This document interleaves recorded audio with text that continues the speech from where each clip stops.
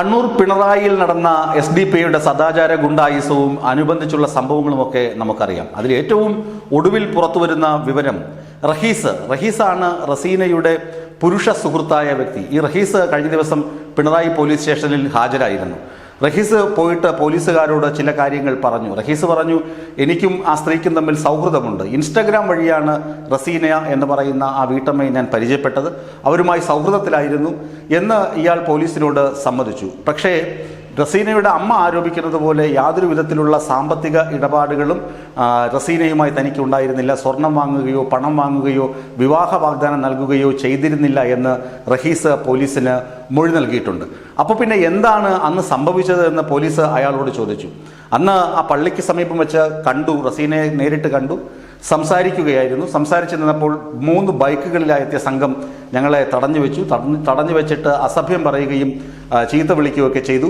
എന്നിട്ട് പറഞ്ഞു, നിങ്ങളുടെ മൊബൈൽ ഫോണിലുള്ള ദൃശ്യങ്ങളൊക്കെ ഫോട്ടോഗ്രാഫ്സൊക്കെ ഞങ്ങൾ പരസ്യമാക്കും, നിങ്ങളെ നാണം കെടുത്തും എന്ന രീതിയിൽ ഇവരെ അധിക്ഷേപിക്കാനും പേടിപ്പിക്കാനും തുടങ്ങി. അതിനുശേഷമാണ് ഈ ലേഡി റസീന വീട്ടിലേക്ക് പോകുന്നത്. ഈ പയ്യനെ, ചെറുപ്പക്കാരനെ അവർ പിടിച്ചുകൊണ്ട് പോവുകയും മൈതാനത്ത് വെച്ച് മർദ്ദിക്കുകയും അതുപോലെ തന്നെ SDPI ഓഫീസിലെത്തിച്ച് മർദ്ദിച്ചു. മർദ്ദനം നടന്നത് പ്രധാനമായും ഇയാളെ ബന്ദിയാക്കി, അതായത് ഈ പറയുന്ന റഹീസിനെ ബന്ദിയാക്കി വാഹനത്തിനുള്ളിലാണ് കാറിലാണ് കൊണ്ടുപോകുന്നത്. അപ്പോൾ കാറിൽ വെച്ച് മർദ്ദിച്ചു, മൈതാനത്ത് കൊണ്ടുപോയി മർദ്ദിച്ചു എന്നൊക്കെയാണ് പോലീസിന് റഹീസ് കൊടുത്തിരിക്കുന്ന മൊഴി. അതിനുശേഷമാണ് SDPI ഓഫീസിൽ എത്തിച്ചിട്ട് ഈ യുവതിയുടെ ബന്ധുക്കളെ വിളിച്ചു വരുത്തി, അതുപോലെ റഹീസിന്റെ ബന്ധുക്കളെ വിളിച്ചു വരുത്തി. പിന്നെ അവരുടെ ഒരു സ്വകാര്യ കോടതിയാണ് SDPIക്കാരുടെ. അവരിപ്പോൾ പ്രസ്താവനയൊക്കെ ഇറക്കിയിട്ടുണ്ട്, പോലീസ് സ്റ്റേഷനിലേക്ക് മാർച്ച് നടത്തിയിട്ടുണ്ട്. അതൊക്കെ ഒരു വഴിക്ക് നടക്കും. അവരുടെ മുഖം രക്ഷിക്കാൻ അവർക്ക് അങ്ങനെയൊക്കെ ചെയ്യണം. അവർ പറയുന്നത് രാഷ്ട്രീയമായി ഇടപെട്ടിട്ടില്ല എന്നാണ്. രാഷ്ട്രീയമായി ഇടപെട്ടിട്ടില്ലെങ്കിൽ പിന്നെ SDPIയുടെ ഓഫീസിൽ എന്തിനാണ് ഇവരെ കൊണ്ട് ഇരുത്തി അവിടെ വെച്ച് എന്തിനാണ് ബന്ധുക്കളെയൊക്കെ വിളിച്ചുകൂട്ടി ഒരു ഒത്തുതീർപ്പ് വ്യവസ്ഥയിലുള്ള സംഭാഷണവും പേടിപ്പിക്കലും ഒക്കെ ഉണ്ടായത് എന്ന് ആവർത്തിച്ച് അരിയാഹാരം കഴിക്കുന്ന ആളുകൾ ചോദിച്ചു പോകും. SDPIക്ക് ഇതിനകത്ത് കൃത്യമായ നിലപാടുണ്ടായിരുന്നു. അവരെ സദാചാര ഗുണ്ടകളുടെ രൂപത്തിൽ വന്ന് ഭീഷണിപ്പെടുത്തി. അവരെ അങ്ങനെ ഭീഷണിപ്പെടുത്തിയത് കൊണ്ട് മാത്രമാണ് ആ യുവതി ജീവനൊടുക്കിയത്. ഇനി ഞാൻ നേരത്തെ കഴിഞ്ഞ ദിവസങ്ങളിൽ സൂചിപ്പിച്ചിരുന്നു, അവർക്ക് അറിയാം ആത്മഹത്യാക്കുറിപ്പ് എഴുതി വെച്ച് കഴിഞ്ഞാൽ അത് മേശപ്പുറത്തോ വേറെ എവിടെയെങ്കിലും വയ്ക്കുകയാണെങ്കിൽ വീട്ടുകാർ തന്നെ എടുത്തത് നശിപ്പിച്ച് കളയും. അതുകൊണ്ട് യഥാർത്ഥ പ്രതികൾ ഈ കേസിൽ പിടിക്കപ്പെടണം. എന്താണ് സംഭവിച്ചതെന്ന് അവരെഴുതിയിരുന്നു. അവർ ഈ സുഹൃത്ത് ഒരുപാട് പൈസ കൊടുക്കാനുണ്ട്, അല്ലെങ്കിൽ ഇങ്ങനെ ചീറ്റ് ചെയ്തിരുന്നു, വേറെ ഏതെങ്കിലും തരത്തിൽ ഇവരെ മോശമായി കണ്ടിരുന്നു എന്നുണ്ടെങ്കിൽ അവരത് സൂചിപ്പിക്കുമായിരുന്നു. ഈ സുഹൃത്തിനെ കുറിച്ച് ഒരു പരാമർശമില്ല. ഒരു സുഹൃത്തുമായി സംസാരിച്ച് നിന്നപ്പോൾ ഇങ്ങനെ ബൈക്കുകളിലെത്തിയ ആളുകളാണ് ഞങ്ങളെ ഭീഷണിപ്പെടുത്തിയത്, ഇല്ലാത്ത കാര്യങ്ങൾ പറഞ്ഞു, വേണ്ടാധീനങ്ങൾ പറഞ്ഞു, വീട്ടുകാരെ പറഞ്ഞു. അപ്പോൾ അതാണ് ആ യുവതിയെ ഹർട്ട് ചെയ്തത് എന്ന് ആത്മഹത്യാക്കുറിപ്പിൽ വ്യക്തമാണ്.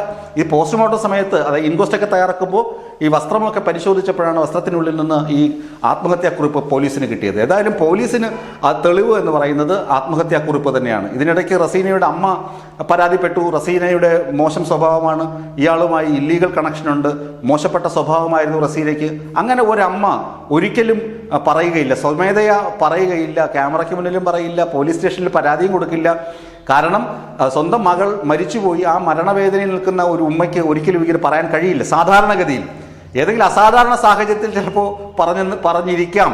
അതായത് അത്രയ്ക്ക് ശത്രുതയുള്ള വ്യക്തികളാണെങ്കിൽ മരിച്ചു കഴിഞ്ഞാൽ അവരെക്കുറിച്ച് ചിലപ്പോൾ മോശം പറയും. ഇത് സ്വന്തം മകൾ, 3 മക്കളുടെ അമ്മ, അവർ മരിച്ച് 3ൻ്റെ അന്ന് ഈ മാതാവ് പരാതി കൊടുക്കുകയാണ്, എൻ്റെ മകൾ മോശക്കാരിയാണ്, അവൾക്കിങ്ങനെ ഇല്ലീഗൽ കണക്ഷൻസ് ഉണ്ടായിരുന്നു, സാമ്പത്തിക ഇടപാടുണ്ടായിരുന്നു, ഈ പറയുന്ന സുഹൃത്ത് വിവാഹ വാഗ്ദാനം നൽകി കബളിപ്പിച്ചു, അതിലുള്ള സങ്കടം കൊണ്ടാണ് അവൾ ഇങ്ങനെ ജീവനൊടുക്കിയത് എന്ന് ഈ ഉമ്മ പറയുമ്പോൾ അത് എത്രമാത്രം വാസ്തവം അതിലുണ്ടെന്ന് നമുക്ക് സംശയം തോന്നും.